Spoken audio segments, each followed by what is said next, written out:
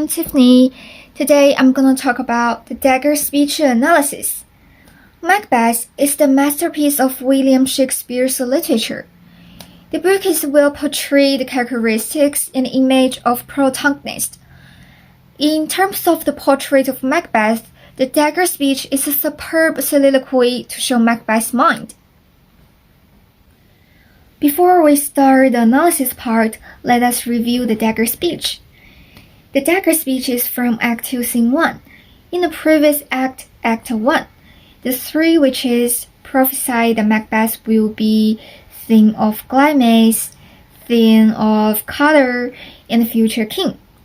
In Act 1, Scene 3, one of the predictions, which is he will be Thane of Cawdor, comes true, and the mind of Macbeth gives him a positive suggestion that he will be the king in the future. In Act 1, Scene 7, Lady Macbeth has stimulated Macbeth to kill Duncan, and they discuss the plan to conceal the behavior. Macbeth already has had some ideas about killing Duncan, and his wife gives him support, strengthening his desire to be the king. Thus, his man lets him kill the king, which leads him to have the Dagger speech. After Banquo and the servants have gone to rest, Macbeth begins his Dagger speech. The soliloquy is about Macbeth seeing a bloody dagger suspended in mid-air, guiding him to kill Duncan. He feels guilty and tortured, but when the bell calls, his man determines to kill the king.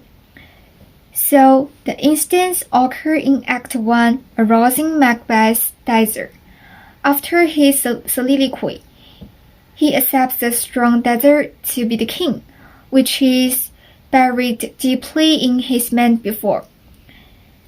Next, let us analyze the context of his Dagger speech. In his speech, we know that he's struggling with whether to kill Duncan. As a good general, he must be faithful to his king. However, his desire and ambition disturb his loyalty.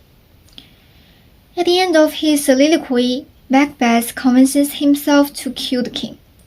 So the Dagger speech is a process of changing his mind. Meanwhile, his characteristics also transform with the change of his mind. In the previous act, Macbeth is a brave and faithful general because he was successful in the battle. Duncan likes him and gives him the title Thane of Cawdor. However, after Macbeth determines to kill Duncan, he becomes greedy, firm, resolute. In his speech, we can feel a mood of pensive and ambivalent.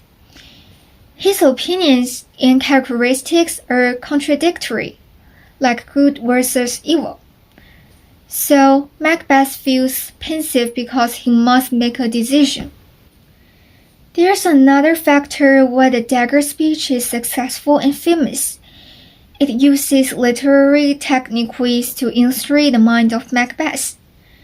To be more specific, William Shakespeare uses imagery and foreshadowing.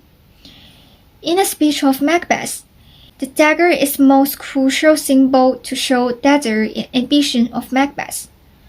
Also, the dagger foreshadows he will kill Duncan. The author uses imagery and foreshadowing to suggest Macbeth's desire is strong, so he wants to be the king. The dagger is a projection of Macbeth's mind. He has now killed Duncan, and there have been no blood drops on the dagger.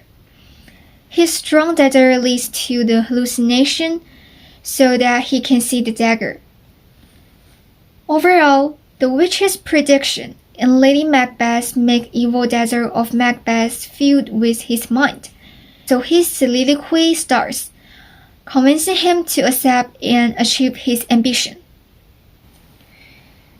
Macbeth is not only a piece of literature for the readers to read, it is also always brought to the stage. The analysis can help the actor and director to perform the speech better. From my point of view, firstly, Macbeth will follow the dagger because he wants to kill Duncan. He could pace back and forth while delivering this speech because he struggles with whether to kill Duncan. The expression of the actor when performing is significant.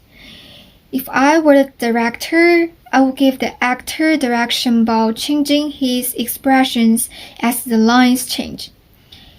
At the beginning of the speech, Macbeth is pensive, and the actor should also perform with a pensive expression. Gradually, Macbeth's dagger becomes stronger and stronger, and the actor needs to show evil and ambitious expression. In conclusion, the fantastic dagger speech shows Macbeth is a brave and ambitious character. It helps us understand his mind deeply and completely. The soliloquy often is the best way to help readers and audience know what the characters do and what they want. So this is the end of my video. See you guys!